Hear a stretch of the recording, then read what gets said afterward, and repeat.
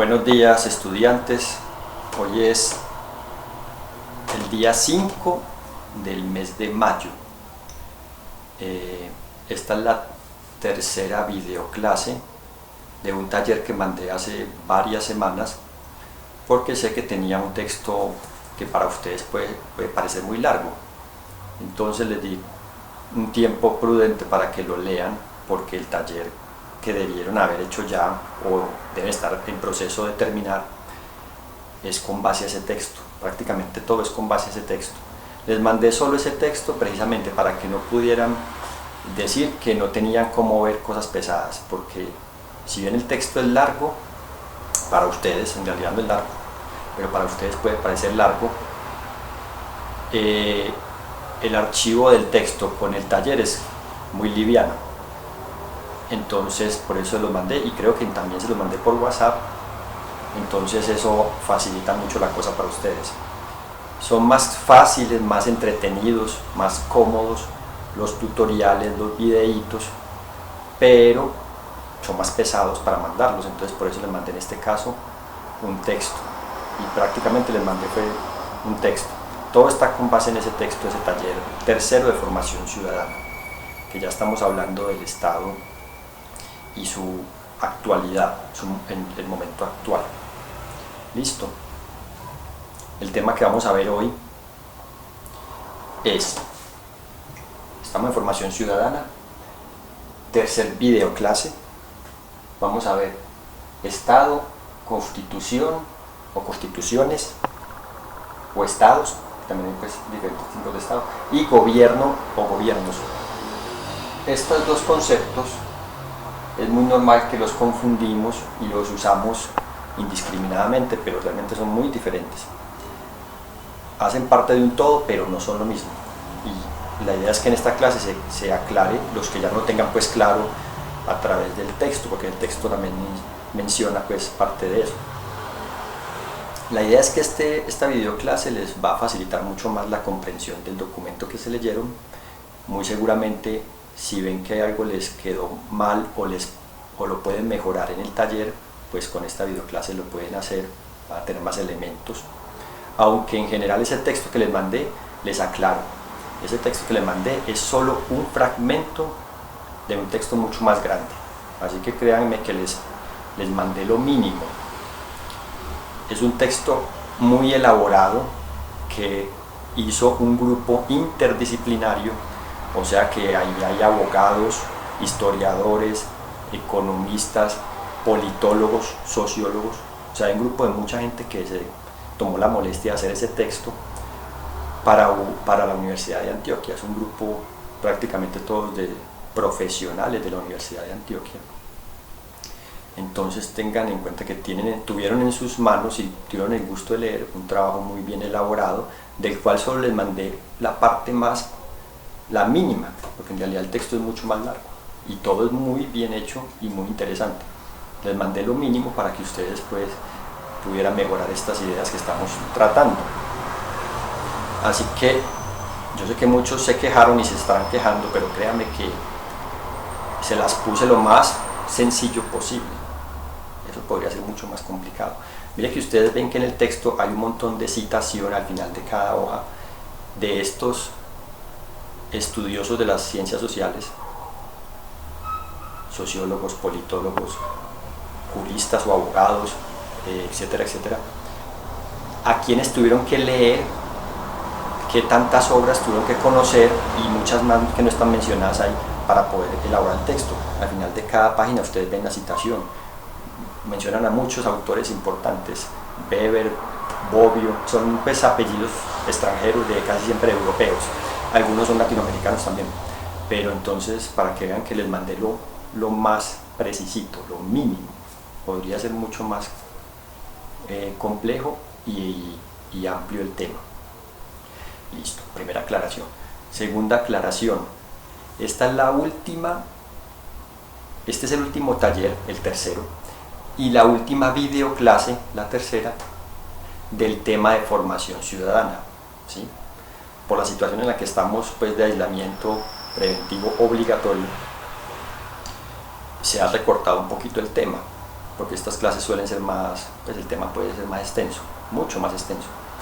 El siguiente taller y la videoclase es de un tema más preciso y que requiere, puede ser menos complejo, pero requiere mucha atención también, que son las ciencias naturales. Ciencias naturales. ¿Qué son las ciencias naturales? Son muchas, vamos a ver solo algunas y unas partes de ellas, que son temas muy complejos, muy extensos. Vamos a empezar con geografía, con geología, con biología, química, por mencionar algunas, ¿cierto? El asunto es que tenemos que en cada taller y en cada videoclase salir de una de ellas, ir evacuando una de ellas, porque el tiempo se está agotando y algunos de ustedes, no todos, depende pues cuál sea su proceso propio, algunos de ustedes terminan materias ahorita en junio, así que ponerse las pilas a terminar talleres. Los que todavía estén haciendo los talleres viejos, rezagados, pónganse al día, porque llega el día en que se levanta esto, podemos volver a vernos en clase, o si no podemos volver a vernos en clase, que es posible porque no vuelvan a abrir los centros de desarrollo, quién sabe hasta cuándo. Voy y recojo los talleres hechos a mano en algún punto de cada barrio, y si usted no los tiene ya hechos, no va a ser capaz de terminarlos en una semana o en 3 días que le avise para hacerlo. Tiene que tenerlos previamente hechos. Por eso no se dejen colgar con los talleres, ¿sí?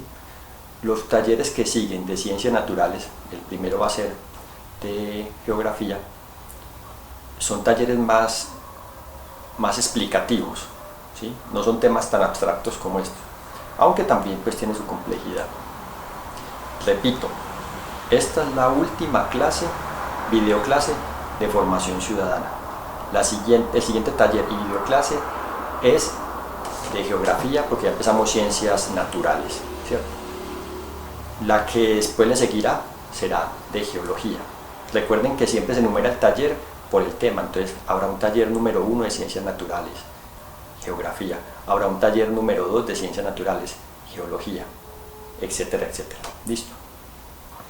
Entonces, muy importante, pónganse al día con todo eso, porque algunos terminan ya muy pronto, otros que deben ver más temas y más materias, porque tienen más grados pendientes, entonces esto se le alargará más, pero igual no se dejen correr la tarde y no se desmotiven, que aunque tenga dificultades tecnológicas, falta de internet o falta de WhatsApp o lo que sea, créanme que si uno no es capaz de hacer las cosas con los tiempos que están tan largos, tan lapsos, y con la posibilidad de estar en su casa, de pronto no están todo el tiempo, que igual hay que hacer otras cosas, pero por lo menos una gran parte del tiempo, entonces si no se gradúan así, es muy difícil que algún día lo hagan, porque lo que estamos haciendo es cada vez poniendo más flexible el proceso para adaptarnos a una situación que nos obliga a ustedes, a mí como profesor, a la institución y a toda la sociedad y a todo el mundo, que es el cuento de este aislamiento preventivo obligatorio. Entonces, muy atentos con esto, para que empecemos este tema, y los que tengan talleres pendientes allá en su conciencia, en su casa, saben que deben hacerlos, para que el día que se levante esto o que haya condiciones para yo recogerlos, se pueda recoger los talleres, listo, y terminar bien este proceso.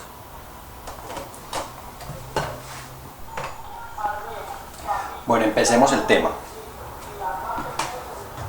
Algo importante para entender, todo lo que voy a explicar está obviamente en el texto que les mandé, pero aquí voy a intentar pues como hacerlo más sencillo en su comprensión.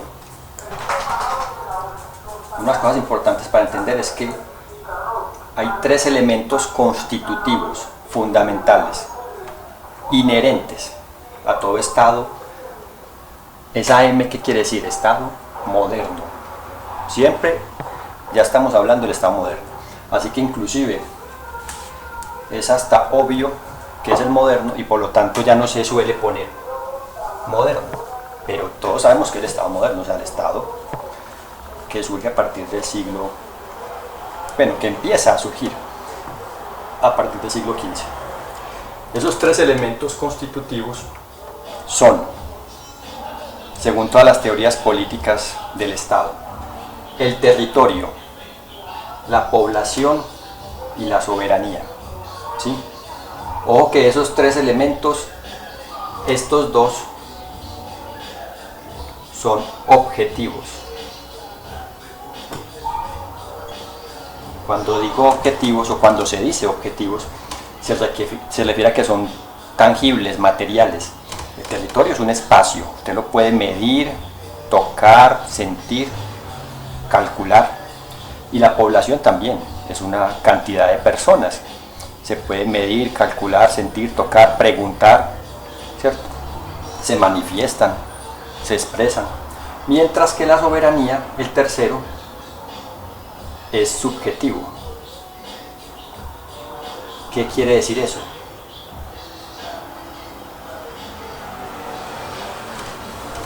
Que no se puede, o al menos no de manera física del todo, coger, tocar, aunque se manifiesta a través de la población. ¿Sí? Esa aclaración es importante porque de pronto la más difícil de entender puede ser la soberanía, pero la tengo de última para que podamos entenderla con base a estos otros elementos. Listo. Vayan apuntando todo esto que es importante. ¿Qué es el territorio?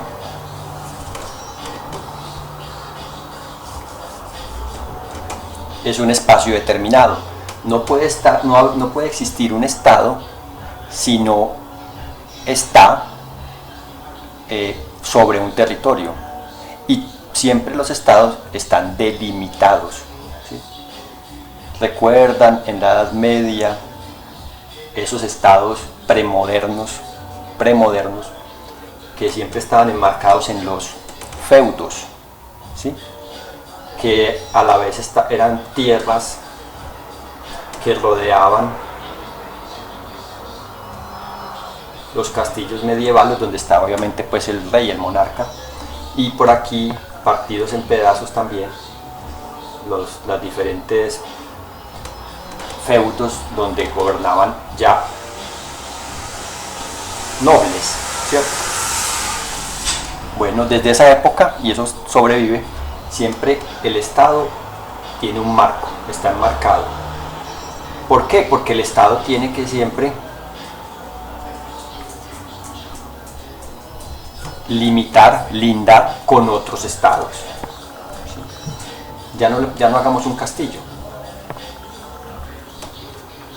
Este dibujito representa al Estado usualmente.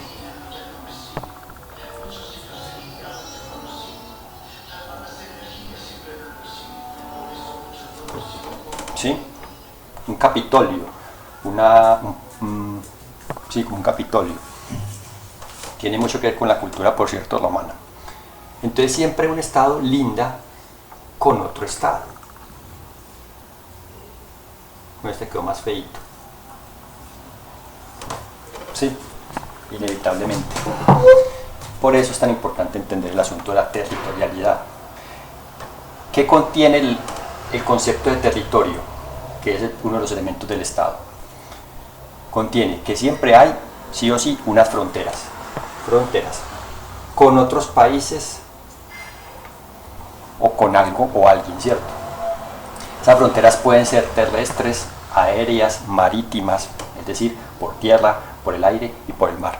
Hay fronteras por todas las esferas que ustedes puedan imaginar, por la tierra, por las costas, por el mar adentro, ¿sí?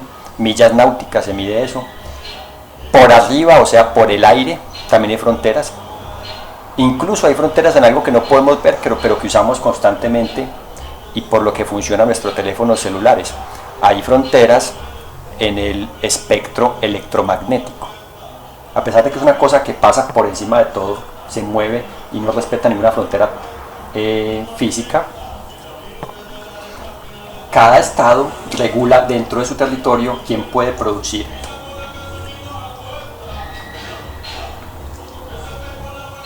ondas de radio. Es decir, quién puede tener emisoras, quién puede transmitir noticias. Eso también es parte de la frontera, eso está controlado. Por eso las empresas Caracol y RCN tienen que pagarle al Estado unos impuestos y hacer unas licitaciones para que les permitan funcionar, y eso se renueva cada, no sé, cada año, cada 5 años, no estoy muy seguro. Por eso es que también en el espectro electromagnético hay fronteras, ¿sí?, que las regula el Estado moderno. ¿Listo? ¿Por qué es tan importante la idea del territorio? Porque un Estado moderno no puede existir si no tiene, primero, conocimiento de los recursos.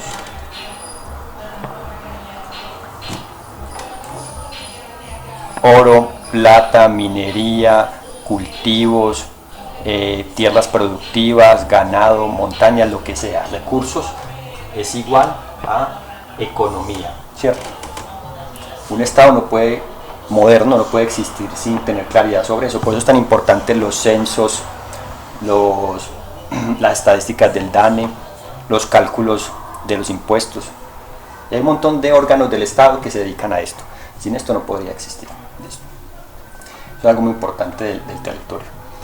Lo segundo es porque la territorialidad determina, todo esto está ligado, determina el segundo aspecto, que es la población, ¿cierto? ¿Qué es la población?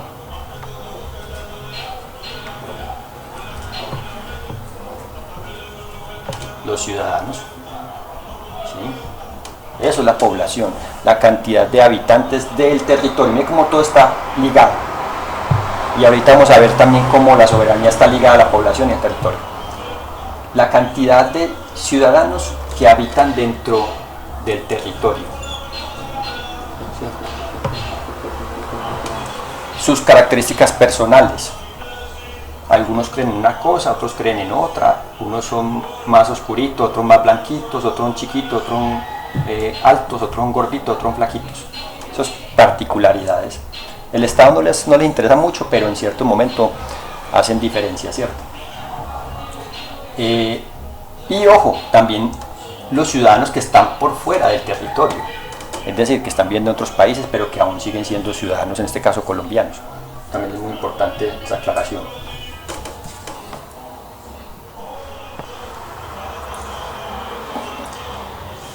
Entonces, no solamente son los ciudadanos que están dentro del territorio, en este caso colombiano, sino que también los que están por fuera, que aunque están por fuera y así lleven 5, 10, 15, 20 años viviendo en otros países o en varios países, andando por varios países, siguen siendo sujetos de derechos y deberes con el Estado colombiano.